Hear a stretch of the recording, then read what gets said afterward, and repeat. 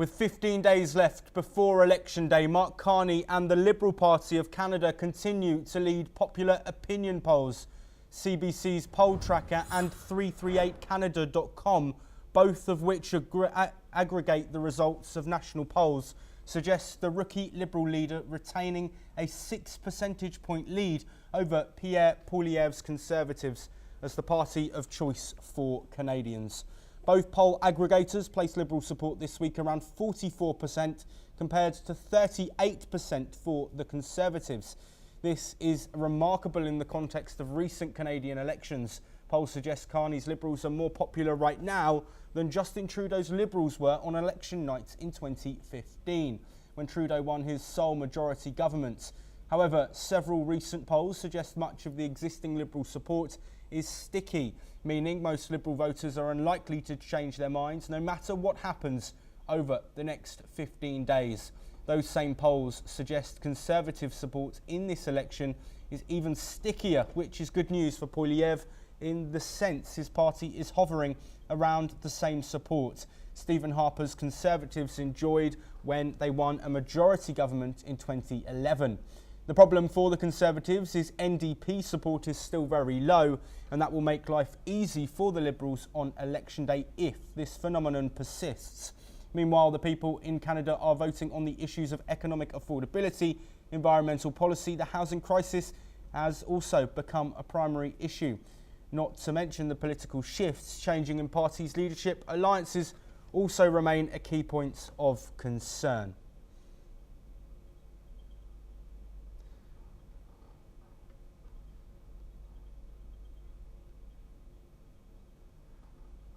Well, let's have another look at those opinion polls we were just talking about. The CBC News poll tracker showing that clearly.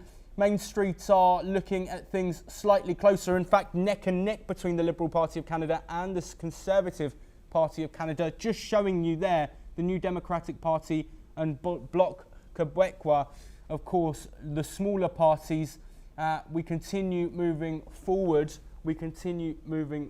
That is, and we're now going to look at the Abacus data, who are also reporting a 42% to 38%, very similar there, with the Liberal Party in the lead, NDP and Bloc Québécois, of course, smaller parties, but the NDP's vote share a lot smaller, Jagmeet Singh ruling that party.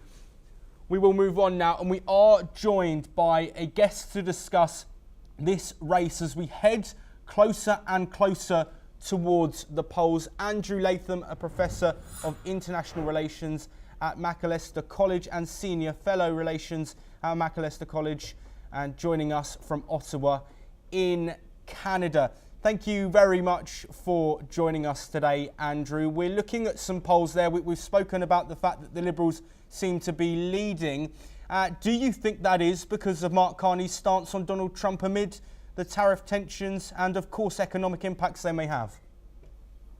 Yes, well, Justin Trudeau was incredibly unpopular towards the end of his tenure as Prime Minister, and the Pierre Poilievre's party, Conservative Party, had something like a 20-point lead. And then when Justin Trudeau went away and Mark Carney appeared on the scene, we saw the numbers change quite dramatically. I think Canadians don't quite know Mark Carney all that well. He is something of a technocrat. His tenure certainly as governor of the Bank of England he was incredibly unpopular in Britain. And he is, if I can put it this way, a bit of a green fanatic. But right now it's neck and neck. Jagmeet Singh and the New Democratic Party are out of the race entirely. I mean, they're going to be destroyed, frankly, as a party. And so now we're down to these two traditional parties, the Liberals and the Conservatives in Canada. One thing that's popped in the last few days, which your listeners and viewers need to know, is that it's been revealed that the Beijing government, the Chinese Communist Party, has come out in favor of Mark Carney and has been doing all kinds of stuff in social media and other kinds of media to support him. That's kind of strange and more than a little disturbing. Why would the CCP want Mark Carney to be the Prime Minister of Canada. This is another example of foreign interference in Canadian elections. India has been doing this. China has been doing this. In a weird way, the United States has been doing this. But one has to wonder why Yes, the absolutely. Chinese Communist Party prefers Mark Carney. Yes, Andrew, that's a very interesting development there, and thank you for informing the audience on that. Of course, China and Canada both battling with Donald Trump currently to try and look at these tariffs that have been introduced. I want to look south of the border once again. What is Pierre Poilievre's stance on Donald Trump and these tariffs, as it is, of course, at the forefront of many people's minds, and also geopolitically something that is continuing to rumble on and affect every country across the world? It's a great question. I know initially Pierre Poilievre tried to position himself as the Canadian Trump in all sorts of ways. Except then what happened was, of course, Donald Trump started talking about annexing Canada, the 51st state, and all of that. And that got Canadians' backs up in a major way. And so Pierre Poilievre was indelicate in terms of pivoting around that set of issues. What he needed to do earlier than he did was distance himself from Donald Trump, and he really didn't. Whereas Mark Carney, from the get-go, was positioning himself as, we really don't like Donald Trump and his annexationist project, even if it was more rhetoric than reality. But I think Pierre Poilievre was on his back foot for a while, but I think he's recovered. And I wouldn't be surprised if over the next 2 weeks we saw the numbers, the poll numbers closing, and the Conservatives closing in on the Liberals, especially because anybody who knows anything about Canada knows this. It's very regional. Alberta is very, very conservative. Danielle Smith, the premier of that province, is very popular. Manitoba, Wab Kinyu, is the New Democratic Party. He's an Indigenous person, New Democratic Party, premier of that province. And then you look at the Bloc Québécois and Parti Québécois and what's going on in Quebec, which is actually kind of interesting and weird too, in that the Quebec voters seem to be very enamored of Mark Carney. And then Atlantic Canada, it's different again, and British Columbia, and so on and so forth. So it's very hard to generalize about this thing called Canada, when in fact we have not just regional differences, but class differences, ethnic differences, linguistic differences that really complicate the political picture. Absolutely, Andrew. You mentioned the NDP earlier. Jagmeet Singh, of course, previously a part of the race, at least. You're now saying it's neck and neck and the NDP have no chance. What do you think the reason is for that? Well, I think a lot of Canadians realize that the NDP has no chance, and if they split the progressive left-leaning vote, then the Conservatives will win for sure. So the NDP is hemorrhaging support because a lot of people, and when I was a young man in Canada, I was very much an NDP guy, but they're saying to themselves, look, we've got to vote for the Liberals, otherwise Pierre Poilievre will be the next Prime Minister, and we're really not interested in that. It's different when it comes to the provincial elections. Like I said, Wab Kinyu is the premier of Manitoba. But when it comes to this national election, I think a lot of Canadians are just being quite strategic about how they're going to place their vote.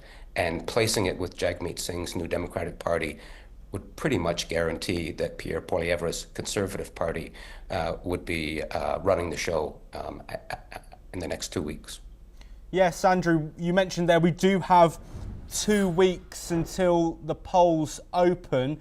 We've spoken about Donald Trump, we've spoken about the geopolitics. I now want to really hone in on those issues within Canadian borders. What are the top things that people are really caring about 2 weeks away from Election Day?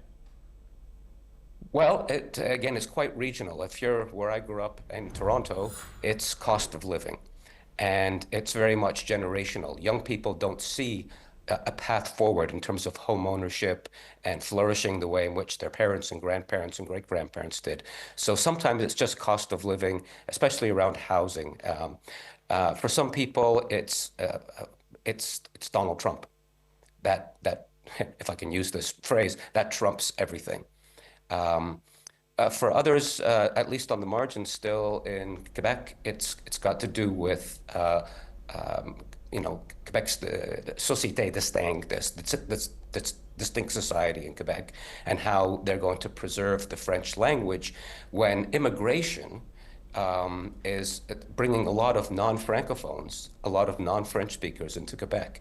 And you can see how some people who want to preserve that French language outpost in North America, as it were, would be terrified by this. So that's an issue as well. Immigration, cost of living, the annexation nonsense that's coming out of the Trump administration. And then there are other regional issues and indigenous population too, concerned with the issues. They also want to preserve their culture, obviously, and looking for ways to do that. I think those are the big issues.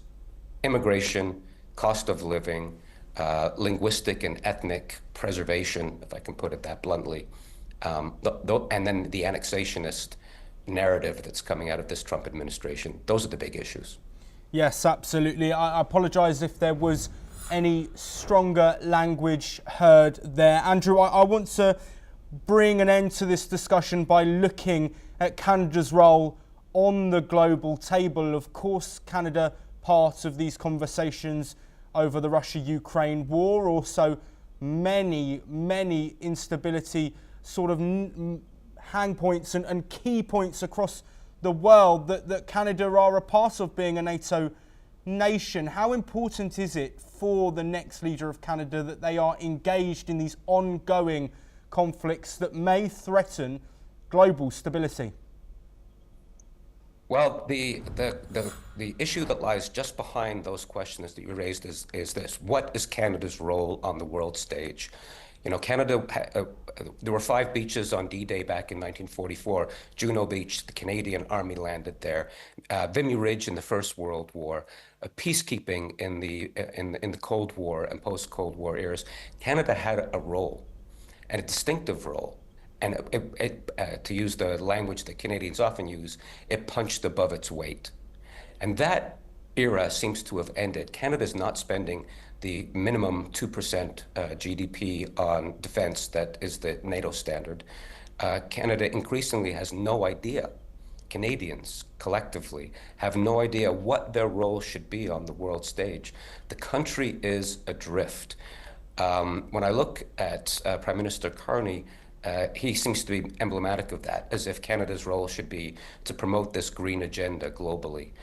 Pierre Poilievre, I think, has a slightly different take, which is maybe Canada should step up in terms of not just spending the 2%, but in terms of having submarines and surface combatants and not messing around with the F-35 fighter project, which Prime Minister Carney has been doing.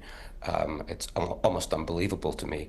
And then of course the NDP under Jagmeet Singh, they just hate defense issues altogether. They're just not interested in it. They want to spend money on social security and things of that nature. So, you know, if Canadians are, to the extent that they are interested in Canada's role on the world stage, there are 3 different visions on offer here. And we'll have to wait and see what Canadians decide. Thank you very much for your insight there. We really appreciate your time. With those elections coming closer, Andrew and plenty of other guests will be with us discussing, as we're 2 weeks away from Canada heading to the polls. That is all that we have time for on this Canadian election special. Make sure to tune in tomorrow for the next instalment.